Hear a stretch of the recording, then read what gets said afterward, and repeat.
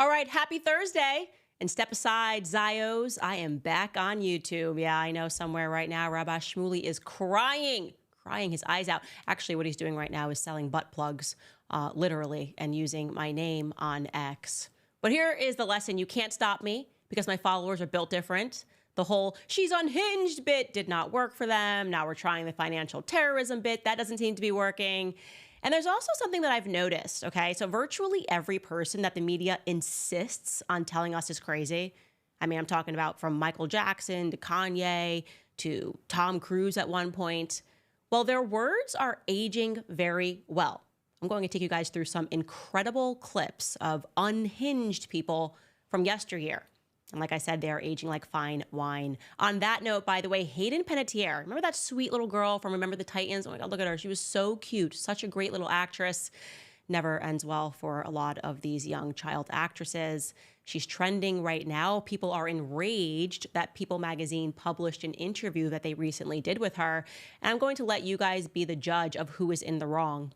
Plus, we have a small update for you regarding Lebanon. Some people have come forward to say that the American University in Beirut, they were asked to turn in their pagers for an upgrade, meaning that maybe they got a warning that those pagers were going to explode. We're going to discuss those rumors and plus more ridiculous anti-Iran propaganda to convince us that the war that the elites have already planned in their boardroom is completely justified. All that coming up on Candace.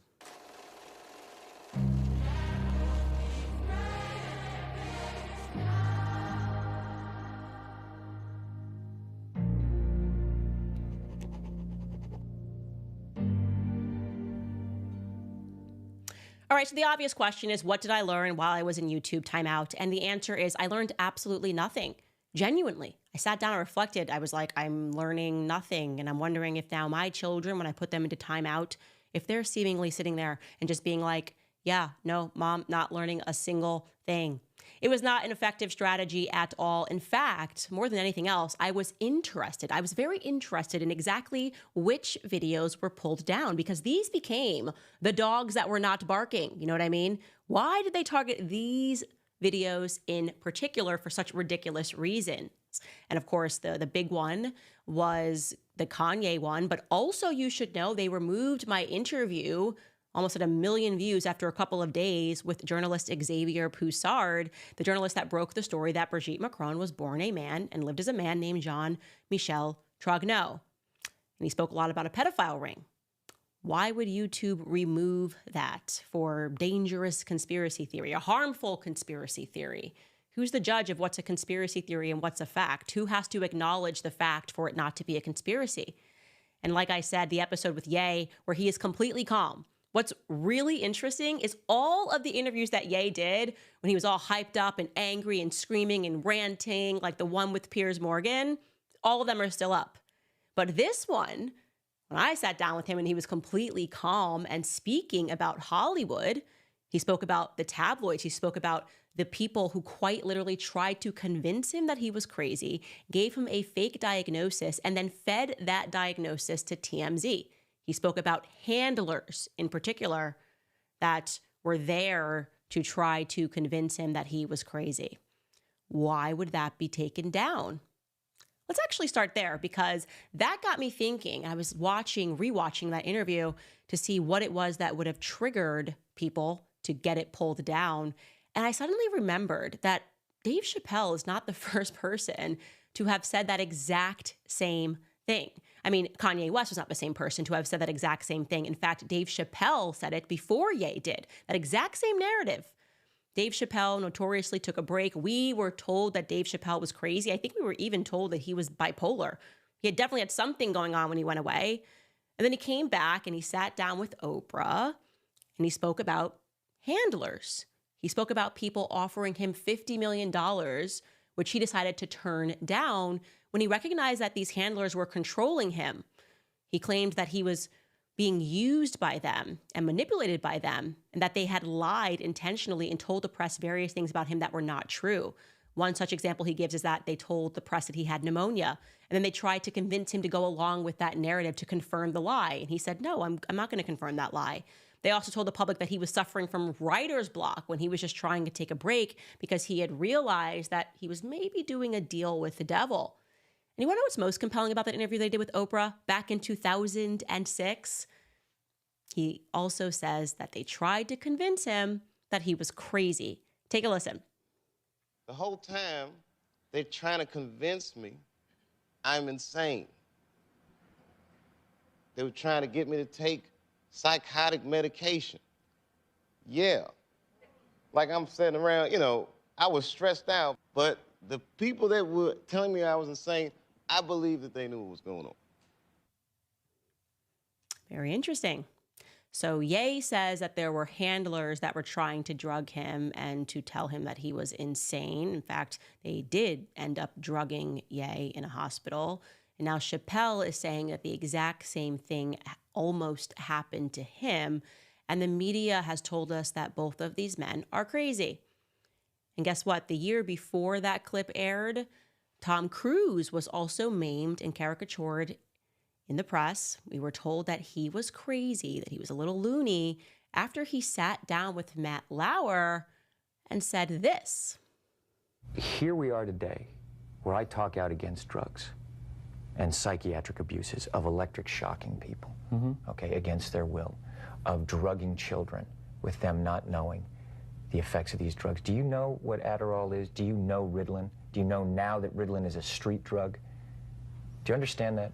The difference is this was not against her will, though. But this wasn't against Brooke's will. Matt, I'm asking you a question. I understand there's abuse of all of these things. No, you see, here's the problem. You don't know the history of psychiatry. I do. All it does is mask the problem, Matt. And if you understand the history of it, it masks the problem. That's what it does. That's all it does. You're not getting to the reason why. There is no such thing as a chemical imbalance. I'm saying that drugs aren't the answer, that these drugs are very dangerous. They're mind-altering, antipsychotic drugs. And there are ways of doing it without that so that we don't end up in a brave new world. Mind-altering, antipsychotic drugs. He's speaking about the history of psychiatry. You don't know the history of psychiatry, he says to Matt Lauer. Why? Well, if you could pinpoint the exact moment, if you could literally trace it to one episode in which I started dealing with a full media firestorm of attacks when the media turned on Candace Owens, it was when I dove into, and you can look at this, fact check this, earlier this year, the history of psychology and Sigmund Freud. They went nuts. It's an untouchable area. You can't speak about it, but it's everything that you need to know. You should deeply research, begin with Sigmund Freud. It is dark, it is disturbing, and it is religious so far as it is like the Antichrist. And it's all real. It's right in front of your face. Very deeply disturbed, sexual, perverse individuals turned philosophy into what I believe is a fake craft of psychology, almost a form of witchcraft, which then became, down the line, Sigmund Freud's family, like I told you, created propaganda. That is Edward Bernays, his nephew. And the effects of that are what we are seeing today. Propaganda, psychology, mass psychoses implemented upon the world via the media. So they control these handlers that take over Hollywood. They insist, these handlers, on controlling every single person in Hollywood because Hollywood is the vehicle. It is the vehicle in which they can modify our behavior. We worship celebs, right? We follow celebs. We follow celeb trends. And so these handlers have to get celebs to behave in a certain way. In that same interview, crazy Dave Chappelle recalled being peer pressured by handlers to do something very odd, to wear a dress. Take a listen to this. I mean, I'm a conspiracy theorist to a degree. Like when I connect dots that maybe shouldn't be connected, I don't know. But certain dots, like when I see that they put every black man in the movies in a dress at some point in their career, I'll be connecting them down like, wow, all these brothers got to wear a dress. This happened to me. So the writer comes in. I think he's the writer. He's like, Dave, listen, we got this hilarious scene where Martin's sneaking out of jail. So he disguises you as a prostitute. And he put this dress on. And, what? A prostitute? No, I'm not doing that. I don't feel comfortable with that. that should have been in the discussion. What? You don't feel comfortable with it? I mean, it's a hilarious bit. All the greats have done it. Very interesting. Because, I mean, by the way, don't listen to him because he's crazy. Kanye is crazy. He's crazy. Tom Cruise is crazy. And also, I remember crazy drug addict, at least that's what the media says, Cat Williams, similarly told us that he was being manipulated by the media when they tried to convince the world that he was a drug addict, but he insists that he had never touched that stuff, that he had never touched crack cocaine. And he also spoke out about this peer pressure for people in Hollywood to start wearing dresses. Take a listen to Cat Williams speaking to Joe Rogan about that. You don't care how people feel about the ritual. It's about does following the ritual work. Yeah. And so you can fool yourself into thinking there isn't one, but the evidence will be clear. So like when I be like, oh, these guys are wearing dresses. Everybody's like, oh, he keeps talking about people wearing dresses. No, it's not. That is a weird thing. It's not like that. Look at it from a different way. Look at it. Show me one person that ever wore a dress in Hollywood unsuccessfully. That's how you understand what a ritual is. So 20 years ago, I knew that transgenders was going to be a thing. It wasn't because I was a prophet. It's just I had gotten so much information that I understood that things are secular. So I understood that the earliest I had seen that word transgender was Baphomet, the transgender. Funny he brings up Baphomet because there is, in fact, a religion that undergirds all of this. And like I said, my entry point for recognizing that was looking up Sigmund Freud. And until the media accepts and the school system rejects Sigmund Freud, the media accepting the reality about who he was, who his friends were, and what religious cult they were in, then you should have a lot of questions about where you're sending your kid to school and what exactly and who exactly they are following in Hollywood. Don't be naive. So the question is, who do you choose to believe? Well, I don't know.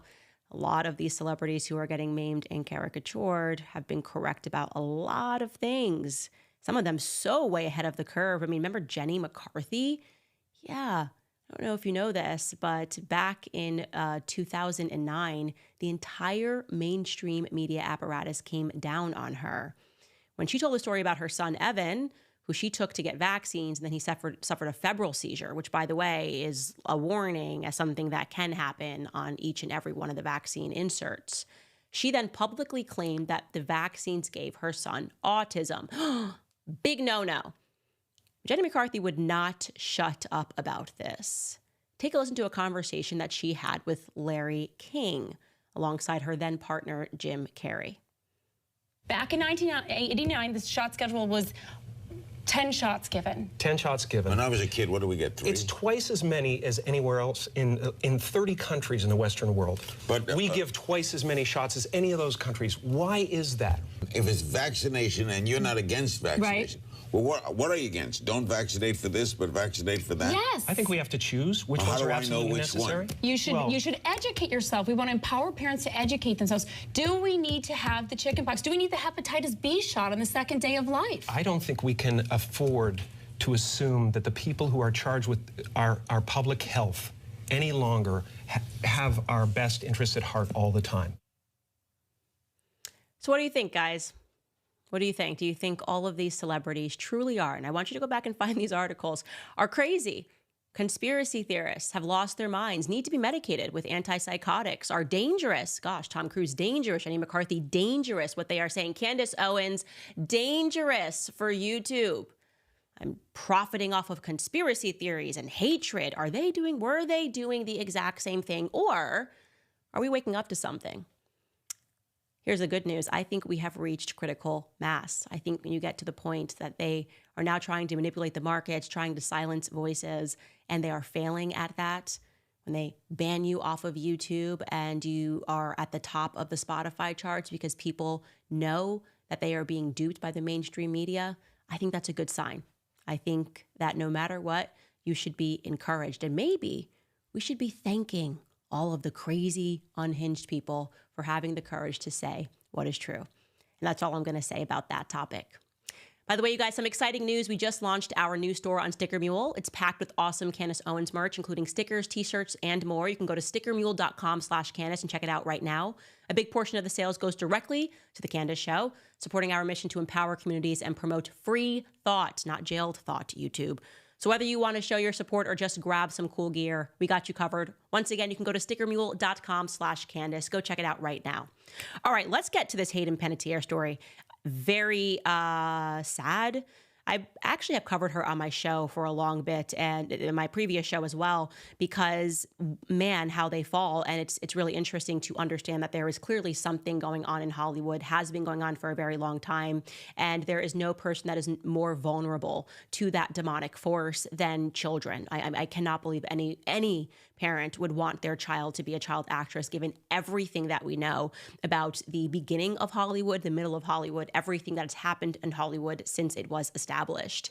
And Hayden Panettiere, like I said, was this adorable actress who was in Remember the Titans. I mean, that's what I know her from. It's one of my favorite movies. Love Denzel Washington. She was a really, really, really good actress. And since having her baby, suffered with really bad postpartum syndrome, and she then went into rehab a couple of times because she had a very traumatic birth. It was a very sad story, and she eventually lost her child to her then ex-husband, Vladimir Klitschko, or maybe it's her ex-partner. I'm not sure if they ever actually got married. And her child went to live with her ex, which is a very unusual circumstance. The courts will virtually always award the child to the mother, but she just has really never gotten, I would say, back on the wagon since that birth. So Hayden Panettiere did this interview with People magazine. I'm going to show it to you now. And in the comments, people were going absolutely insane. Take a look at this. She's beautiful and she came out just like me. I mean, talk about nature versus nurture. I mean, this little girl literally came out. Not just her face, I'm not getting video on this, resembling mine. Oh, there we go. But she is my personality. She just is. I saw her in a school play once. It was more of like a Christmas special thing, and she was more concerned about directing the kid next to her in his steps than she was about what she was doing. Like, leaving this poor kid alone. Like, just do your stuff. And she's like, come on, man, like, turn around. What's wrong with you? Going like this in front of everyone. I was like, that's mine. That's my kid. Maybe she'll be a director. Yes, maybe she'll be a director. What do you guys think about that? I mean, the comment section was just explosive, demanding that people take it down, obviously pointing to the fact that she doesn't appear to be sober. Obviously, we can say that allegedly. You know, she has been involved in a lot of scuffles over the years, and it does seem that she is struggling with some sort of an addiction. Now, that could be, by the way, she could be a pill, she could have drank something, but the point is that she doesn't sound like she is clear, and every single comment under was demanding that people take it down. And many people were upset, saying, you know, why would they even allow her to do this interview? Why would they allow her to do this interview? Two ways of looking at this, okay? Yes, there are handlers in Hollywood who are trying to get you out there and trying to make sure that you still have a career, which may have been where their heart was, is just trying to change the news cycle about her, to present her as an adoring mother. And obviously they would not have an indication, I don't think, of how she was going to show up to this interview. But most people feel that she's just being taken advantage of, and that she clearly needs to go away and to get sober, and that it was irresponsible for people to have published this interview. Since this came out, obviously creating a firestorm, people reached out to People for comment. Page 6, reached out to People magazine for comment. and they did not hear back, but Hayden Panettiere's rep told Page Six that the actress was speaking about her brother for the first time. He had died. It was very emotional for her, and it had been a long and exhausting day for her, and that she was not under the influence. That is just not something that I believe to be true.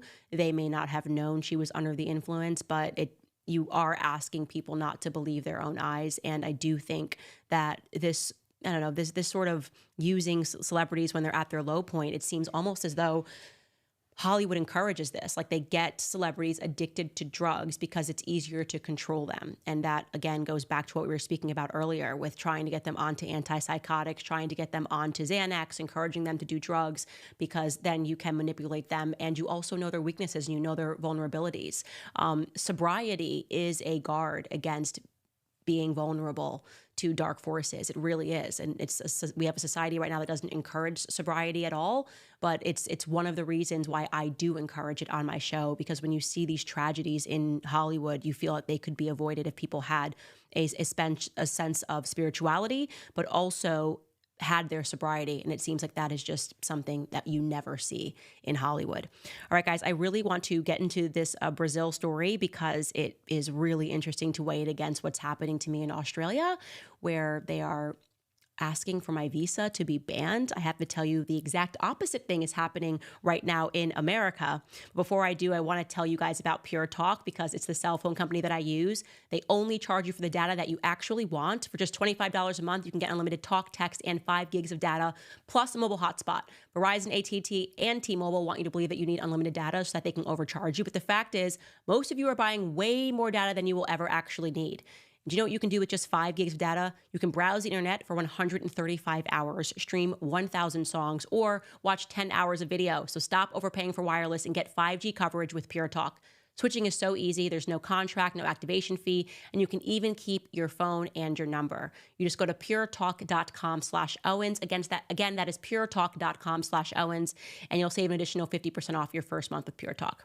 Okay, so in Australia, you have a lawmaker, I should say, that came out and was like, I'm looking for Candace's visa so we can stop her from speaking because it's very scary. A mom coming here speaking about her Christian principles and maybe speaking about why she doesn't vax her children and telling her entire story.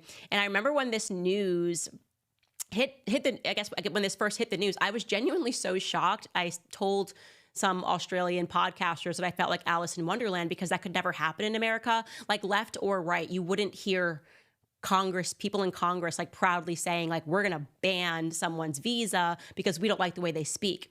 And so when I saw this this news article, which is that U.S. lawmakers are currently demanding that a visa be banned for a Brazilian Supreme Court justice, I was just giggling because it's for the exact opposite reason. So in case you're not following what's happening in Brazil, for a short period of time last month, Brazil, they didn't ban X. Actually, X left Brazil because the government was insisting on being able to censor. And Elon Musk said, I'm not playing this game. I don't believe in this. I believe in freedom of speech. Very similar to what Pavel Durov did on Telegram. You have these people who are saying, listen, I would rather walk away and pull my tech away entirely than to censor speech or even to contour speech, trying to insist that only certain narratives hit the internet. At that point, when you lose freedom of speech, you have lost your freedom of society. That is the reality. That is why I was so shocked and outraged by the idea of Australia saying we'd ban your visa simply because we don't like what you have to say. Well, in Brazil, the people that are behind this are a lot of people, but one of them is a Supreme Court Chief Justice, Alexander de Moraes. And so our lawmakers, our conservative lawmakers, Rick Scott from Florida, Carlos Jimenez from Florida, Christopher Smith from New Jersey, and Rich McCormick, as well as Maria Elvira Salazar, wrote a letter to Secretary Blinken. And they wrote in this letter, we write to express our deep concern over the alarming suppression of free speech being orchestrated by the Brazilian Supreme Court under the leadership of Chief Justice Alexander de Moraes. Chief Justice has a well-documented history of curbing free speech, particularly against individuals and groups with conservative political views. His latest actions represent a culmination of a broader pattern of judicial overreach. And so what they are asking, they write this in a letter, therefore, we respectfully urge you to deny any application for United States visas or admissions to the United States, including revoking any existing visas for Chief Justice Alexander de Moraes and other members of the Brazilian Supreme Court complicit in these undemocratic practices. Yes, America. If you guys are watching overseas, you want to know why we're like, rah, rah, rah, America, USA, USA. This is why, right? This is just such a fine moment. Like when our lawmakers speak out and they say we want to ban someone's visa, it's because that individual doesn't believe in free speech. Not the opposite way, not because we don't like the speech. And like I said, unimaginable. I was super happy to see this. And I just was like, I just love this stuff. It makes me feel so proud to be an American and to sadly recognize that I would think that there were so many things that we had in common with the Aussies. And we do, by the way. The Australian people have been like gang about everything and saying how wrong it is. But to think that that has seeped into their government, quite alarming, quite alarming. Anyways, I'm still waiting for my visa to be approved, and I will keep you guys posted on that application process. Also, if you're in Australia or New Zealand, there are very few tickets left. So if you want to see me live and see what it is your government is trying to censor, me and all of my mommy behavior, speaking to people and telling them about the values that I believe in, democracy and free speech, head to CandaceLive.com.au and you can get your tickets. All right, guys, moving on. So we've been telling you how we're going to World War III. It's already been planned in a boardroom. Get on board, guys. That's what we're doing. It's like that Mean Girls thing. Like, get in the car. We're going shopping. Like, get in the car, guys. We're going to World War III. And it's so funny because the deep state, the intelligence agencies, which in reality what they try to do is just Operation Mockingbird, whatever they want us to think. Now they're just doing the Russia hysteria playbook from 2016. Russia, Russia, Russia. Russia's hacking us. The Trump campaign is colluding with Russia. Russia's doing this. Russia's interfering in our elections. Well, they're taking that exact same script and they're doing it for Iran. It's incredible. It's literally the exact same script. Like, it's like these people are just not even creative. They can't create a new movie. So, they were like, Iran tried to kill President Trump. Even before we had any details, the neocons and the warmongers, the military industrial class, the radical Zionists were doing videos like, this could be Iran. This could be Iran. Yeah, that guy the guy from Hawaii looks like he was really buddied up with Iran. What?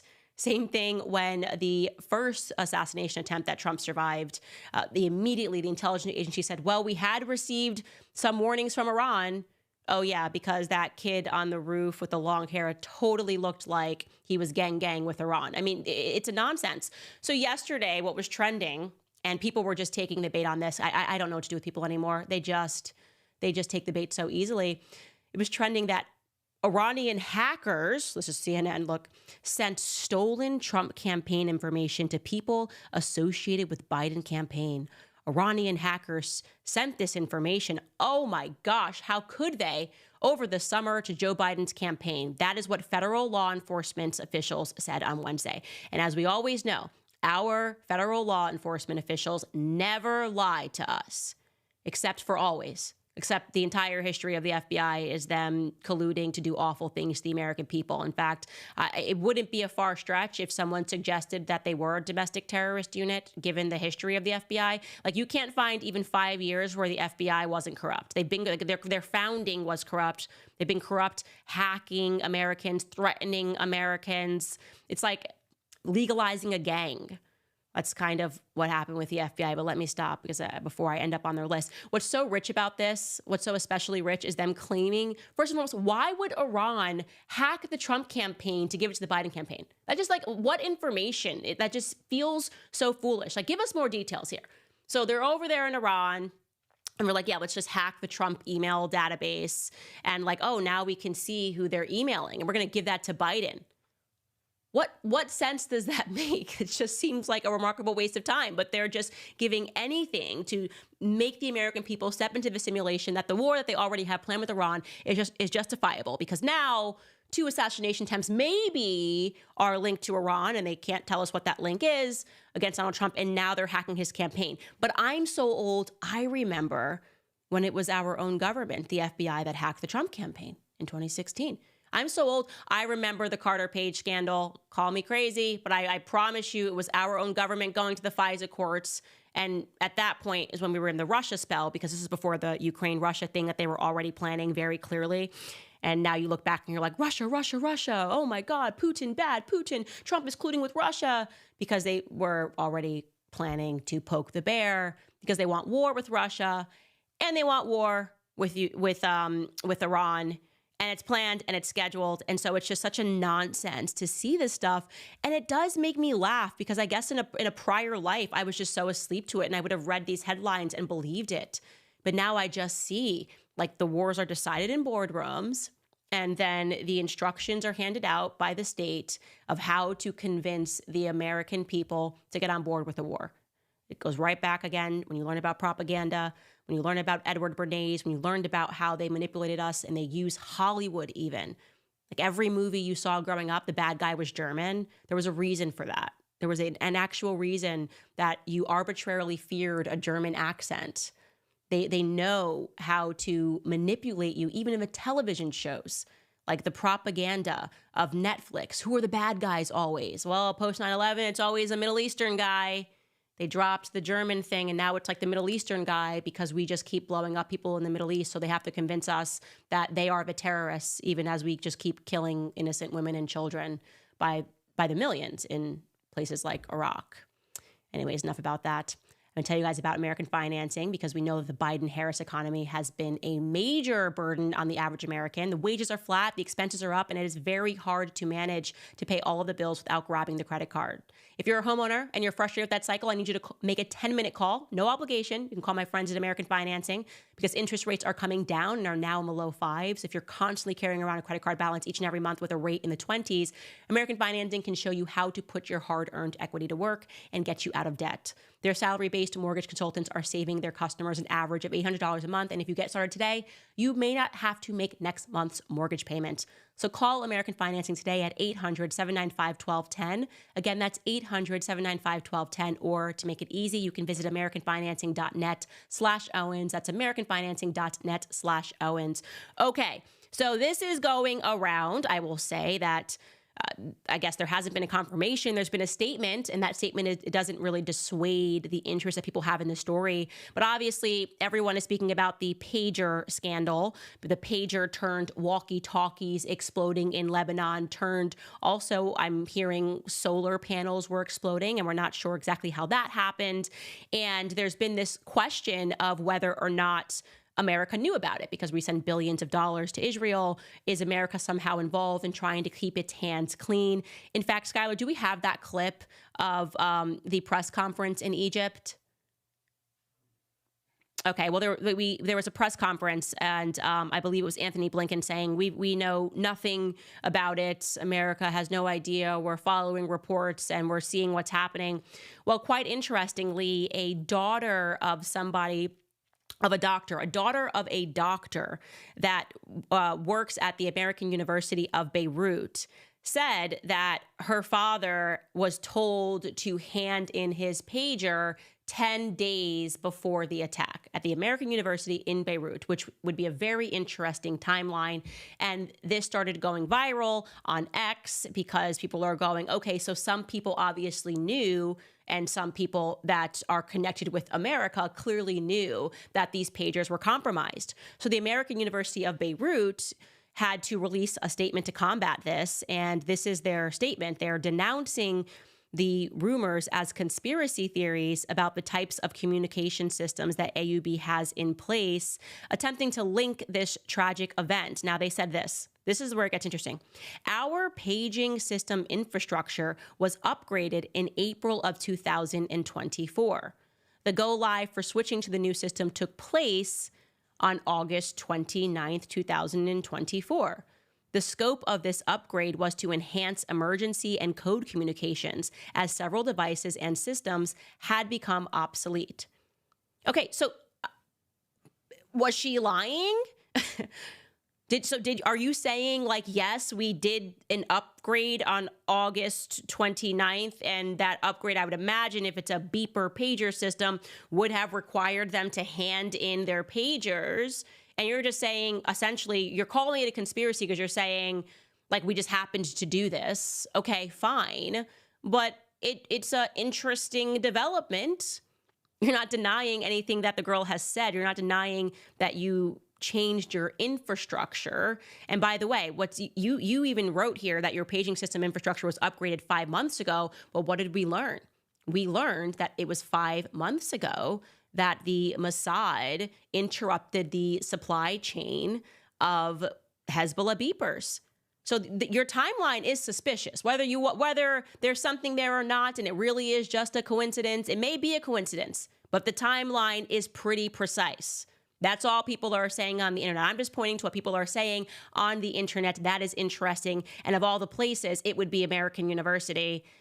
I don't know. I don't believe a single word that comes out of the mouths of the American intelligence agencies. I don't trust Anthony Blinken. As far as I can throw him in, quite frankly, I can't even lift him up, if we're being honest. So I don't trust this guy.